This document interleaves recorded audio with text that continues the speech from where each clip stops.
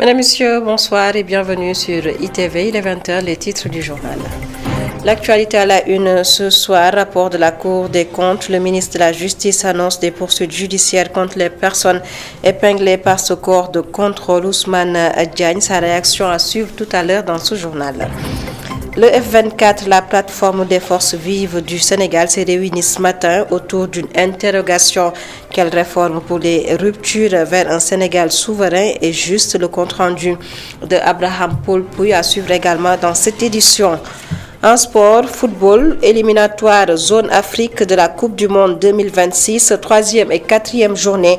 Aliou Cissé a publié ce matin une liste de 26 joueurs. Le nouveau recrue, l'attaquant Chérif Ndiaye, convoqué pour la première fois pour les matchs contre la République démocratique du Congo et la Mauritanie.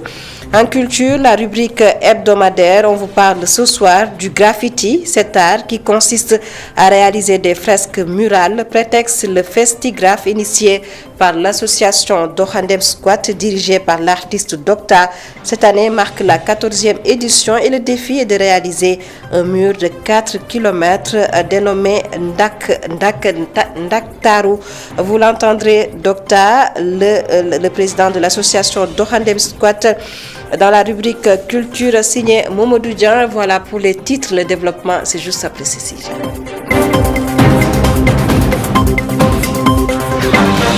Bonsoir à tous et bienvenue. Nouvelle saisie de cocaïne à Koupentoum. Les éléments de la douane sénégalaise ont mis la main sur 264 kg de cocaïne dans la nuit d'hier lors d'un contrôle routier portant sur un camion frigorifique immatriculé à l'étranger. La contre-valeur de la drogue saisie est estimée à plus de 21 milliards de francs CFA, communiqué de la division de la communication et des relations publiques de la douane sénégalaise.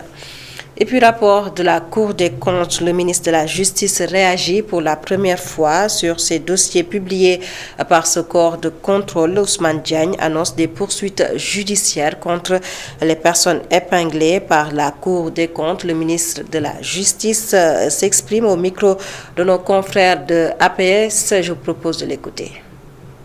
La finalité d'un rapport, dès lors que les auteurs du rapport préconisent des poursuites, je ne pense pas, à moins évidemment que les poursuites préconisées ou suggérées ne sont pas légalement établies, et je ne pense pas que ce soit le cas, à moins qu'il n'y ait effectivement des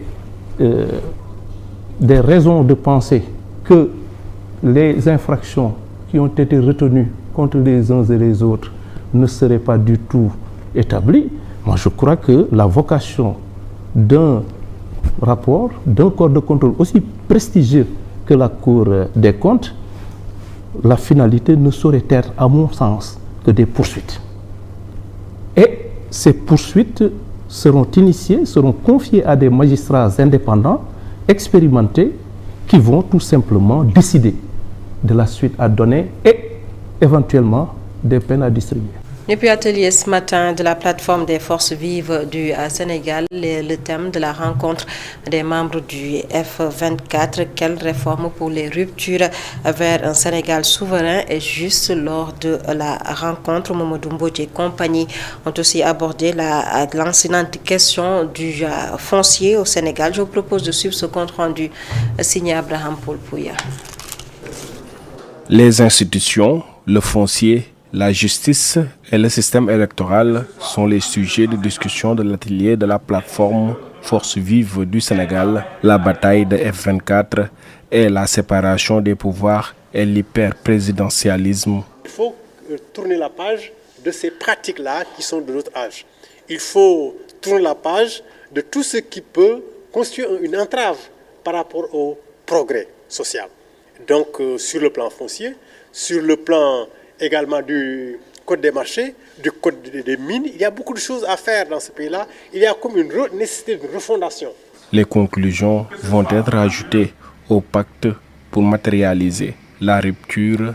On est à l'heure de rupture. On est à l'ère d'une aspiration de la jeunesse et des populations vers ce qu'on appelle la souveraineté.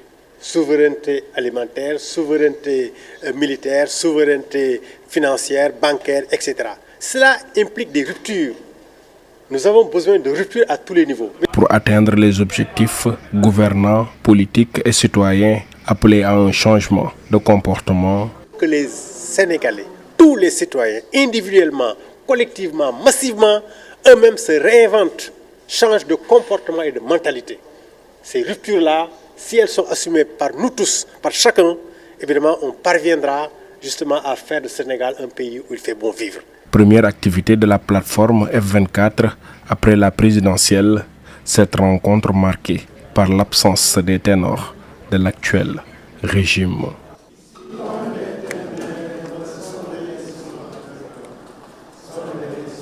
Abraham Paul Pouille et puis pèlerinage marial de Popenguine. L'heure est au bilan.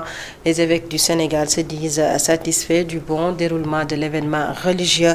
C'était lors de la deuxième session ordinaire de l'année pastorale 2023-2024. Une occasion également pour les hommes de l'Église d'inviter le gouvernement du Sénégal à la réduction du coût de la vie. Le compte-rendu est signé Babacar Seck. À l'occasion de la deuxième session ordinaire de l'année pastorale 2023-2024, les évêques du Sénégal ont appelé l'État au renforcement de la cohésion sociale et à l'allègement du coût de la vie. Les évêques encouragent les gouvernants à renforcer la cohésion et la paix sociale dans le pays. Ils exhortent tous les citoyens au respect des lois et règlements qui régissent notre vivre ensemble. Pour le présent et pour l'avenir de notre nation, les évêques insistent pour que tous privilégient l'intérêt général, la promotion de la justice, de la vérité, de la paix et de l'équité sociale dans les propos comme dans les actes. Les évêques restent par ailleurs très sensibles à la question de la cherté de la vie.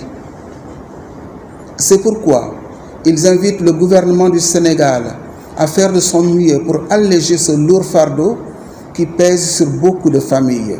La situation actuelle des jeunes reste une préoccupation majeure pour les évêques. Les évêques expriment particulièrement leurs préoccupations quant à la situation actuelle des jeunes, présents et à venir de notre pays. Ils observent avec compassion que plusieurs d'entre eux vivent dans des situations dramatiques liées au manque d'emploi et au chômage. Certains, en proie au désespoir ou à la pression sociale, voire familiale, tentent de rejoindre d'autres horizons en quête d'un meilleur avenir, parfois au péril même de leur vie, dans les océans ou dans les déserts.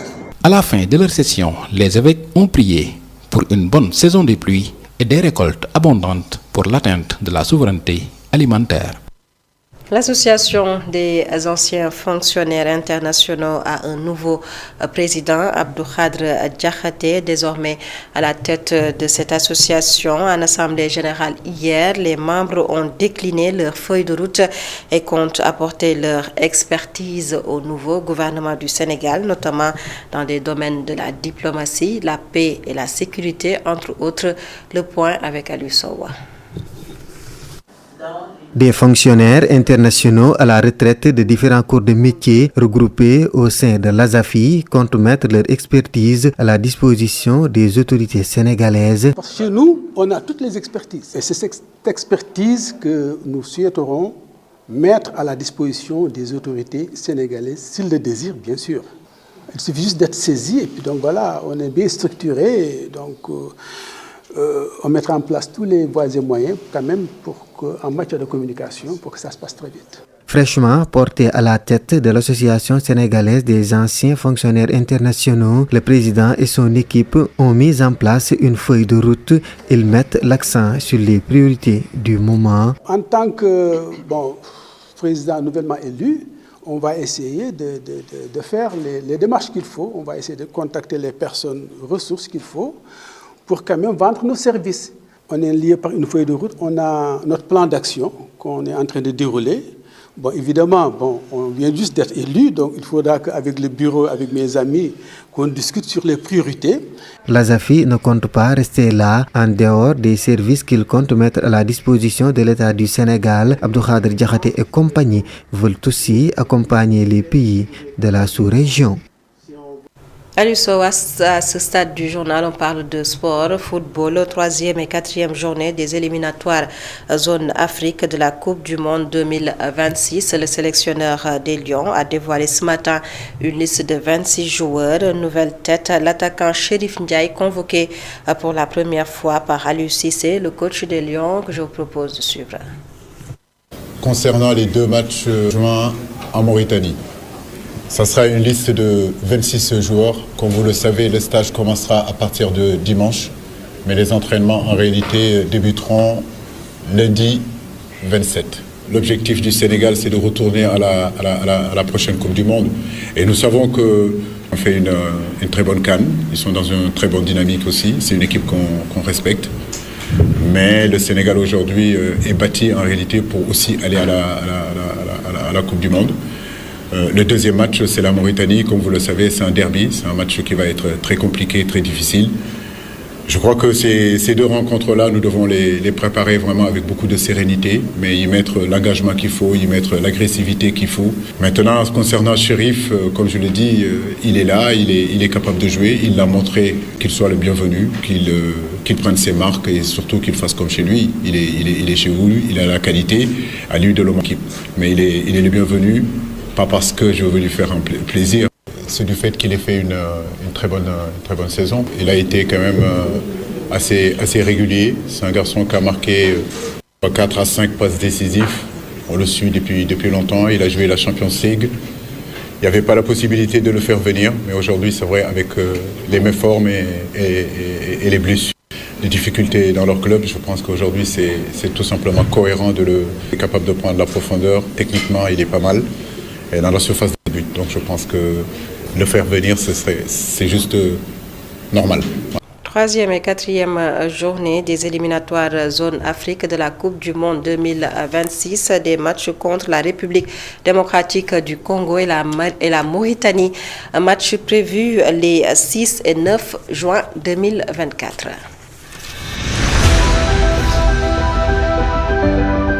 Fenêtre Fiara à présent, il est question ce soir du projet d'appui à l'insertion des jeunes ruraux agripreneurs, c'est ça, agri-jeunes Tekki Ndaw Ñi, un projet financé par le Fonds international de développement agricole FIDA. Objectif, renforcer les capacités des jeunes, mais également les former pour une qualification professionnelle dans les chaînes de valeur agro-silvopastorale et halieutique. Fenêtre Fiara est signée Aïsatouka. Pour une meilleure insertion socio-professionnelle des jeunes dans le secteur agro-silvopastoral, le projet AgriJeunes entre en jeu. AgriJeunes, c'est un projet de l'État du Sénégal financé par le FIDA et qui s'active dans l'insertion des socio-professionnels des jeunes à travers les activités agro-silvopastorales et halieutiques. Alors, il accompagne les jeunes dans l'information d'abord, mais aussi la sensibilisation. Ensuite, la formation technique et pratique sur leur activité, à savoir maraîchage, embouche ovine, embouche bovine, embouche porcine, mais aussi le maraîchage et diverses d'autres activités. AgriJeunes a jusque-là financé 1631 jeunes à travers 8 différentes régions pour diverses activités. Oui, actuellement, on est à 1631 jeunes financés. À travers les 8 régions, Diourbel, Kaolack, Fatick, Kaffrine, qui couvrent la zone centre, dans la zone sud, Ziguinchor et Sédhiou, mais aussi dans la zone nord qui couvre les régions de Louga et Thiès. Et les jeunes sont financés dans divers domaines, à savoir la transformation des produits agricoles, l'embouche porcine, l'arboriculture, le maraîchage, ainsi de suite. Des prix qui varient selon le contenu et l'emballage. Oui, ça dépend parce qu'il y a des prix de 1 kg, il y a des prix de 250 grammes, maintenant, compte tenu des emballages et tout, mais en tout cas, c'est des prix très compétitifs par rapport à ce qu'on trouve sur le marché. Au niveau de la foire, déjà, pour la première semaine, c'est la zone centre, c'est les jeunes bénéficiaires de la zone centre qui étaient là. Ils ont vendu et ils ont terminé. La zone sud, eux, en moins de 5 jours, ils ont terminé aussi leurs produits. Aujourd'hui, si vous regardez bien, moi, les jeunes avec lesquels je suis venu dans le maraîchage, ils ont aussi écoulé leurs produits. De l'identification à la commercialisation, Agri Jeunes finance et accompagne les jeunes dans l'accomplissement de leurs projets.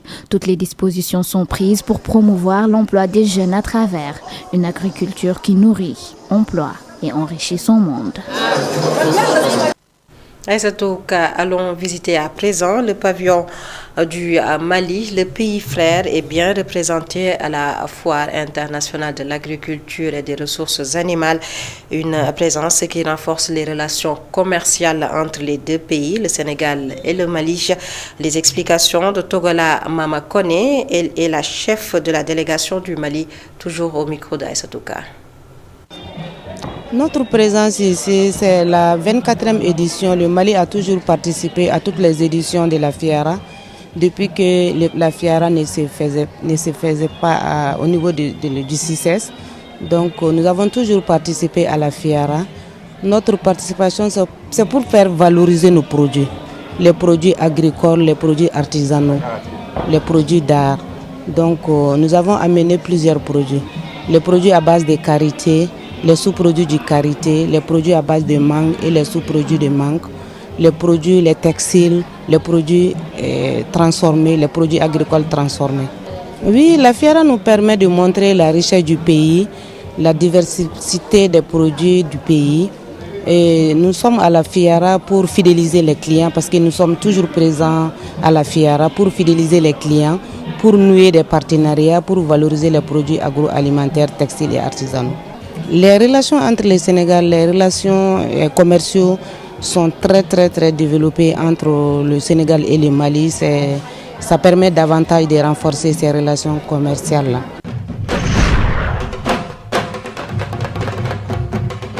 La rubrique culture à présent, la rubrique hebdomadaire comme chaque vendredi. Mamadou Dia nous parle ce soir du graffiti, cet art qui consiste à réaliser des fresques murales. Vous avez certainement fait le constat dans certaines rues de Dakar, des œuvres réalisées par des graffeurs, des images qui parlent, n'est-ce pas Mamadou Dia?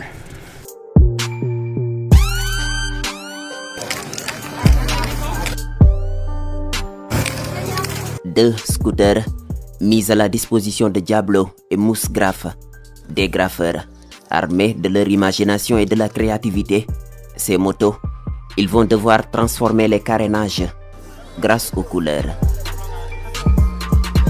Bombe de peinture à la main, Mousse Graph et Diablo se penchent sur les scooters qu'ils bardent de couleurs. Loolu moo tudd customisation, par exemple da ngay indi sa moto ñu customiser la ko changer la ko beneen couleur quoi, nga xamante ne day nekk benn œuvre unique yow rek yaa koy defal ci dëkk bi quoi. À part les murs et autres, on peut aussi réaliser nos œuvres sur d'autres supports, à savoir les motos, les voitures, tout support qui peut contenir une œuvre artistique, on l'utilise comme support pour pouvoir réaliser nos œuvres. D'où son nom, art de la rue. Leurs outils, des sprays, des molotovs et de la peinture. L'inspiration du graffeur boostée par la musique, incontournable dans son univers. Avec l'harmonie, on s'active pour pouvoir travailler là-dessus, pour pouvoir réaliser des customs. Des formes spécifiques, des tags lisibles ou des lettres abstraites. Celles-ci, décrites seulement par l'artiste, ce sont des formes géométriques qu'on appelle 3D sur des scooters pour faire allusion à la circulation. Oui, le trafic qui attire également les graffeurs. Dans leurs œuvres, ils s'adressent aux conducteurs et usagers de la route. Sur l'autoroute à péage vers Seras, on avait fait des tags sur un long mur là-bas pour sensibiliser sur la sécurité routière, des dessins pour dire non à l'excès de vitesse et oui à la prudence. Des fresques pour dire prudence sur la route, mais pas que. Les artistes s'expriment également sur plusieurs thèmes grâce à leur principal outil, le mur. de la peinture aérosol, des gants et toujours un masque. Les produits qu'on utilise sont carrément toxiques, raison pour laquelle parfois quand on l'utilise, là où il y a un peu de vent, où on s'expose à vouloir respirer ces produits chimiques-là, on utilise nos masques de protection.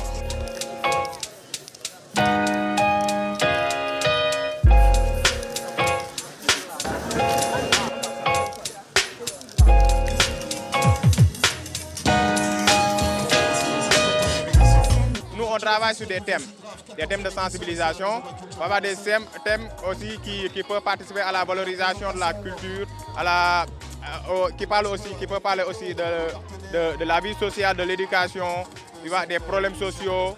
Des messages à travers la peinture parfois difficiles à décrypter, mais les graffeurs n'hésitent pas à les rendre compréhensibles à tous. On prend l'exemple du coronavirus. Pendant les périodes du coronavirus, par exemple, on faisait des fresques accessibles à tous. Par exemple, quelqu'un qui se lave les mains avec du savon ou quelqu'un qui porte son masque pour participer à la sensibilisation.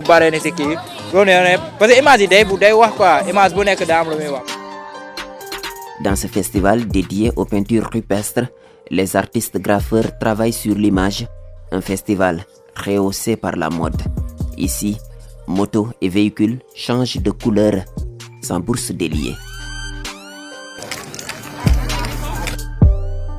Mamadou Dian, le Festigraphe au Festival du Graffiti s'est ouvert à la Maison de la Culture d'Outa Sec pour cette 14e édition. Le défi est de peindre un mur de 2 km sur l'autoroute, un mur dénommé Ndaktaru.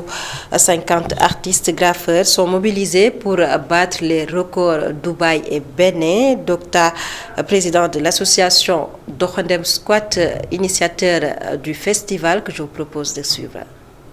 On s'est dit qu'il faut que le Sénégal soit sous les projecteurs. Il y a eu un record mondial qui a été battu par Dubaï il y a 9 ans.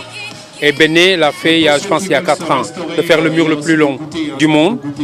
Nous, on a voulu battre ces 2 records d'un seul trait, en se disant qu'on va faire le mur le plus long du monde, en appelant le mur Ndaktaru, la beauté de Dakar, qui va mesurer 2 km de mur et d'un one-way. Et dans Ndaktaru, vous allez entendre, on ne parlera pas de ce côté esthétique, mais on va parler de l'intégration africaine, le partage, le vivre ensemble. On va parler de l'éducation, de l'histoire, de la préservation de l'environnement et qui nous permet de pouvoir marquer l'histoire et ouvrir aussi au niveau national et mondial la visibilité sur le Sénégal à travers ce mur-là. Parce que les gens qui veulent découvrir ce mur vont venir à Dakar, ils vont y vivre, ils vont y manger, ils vont se déplacer pour voir. Donc ils vont apporter sur l'économie sénégalaise, ils vont apporter sur le PIB. Donc c'est important. Le mur va durer 1 mois et ça a commencé le 17 mai, ça va finir le 17 juin. Et ce mur va recevoir 50 nationalités. On a commencé à avoir une première partie. En une journée, 2 jours, les gars, ils ont commencé à bosser sur 120 mètres. Et c'est sur cette note de culture que nous bouclons ce journal. Mesdames, Messieurs, merci de nous avoir suivis. Passez d'excellents moments en compagnie de nos programmes sur ITV.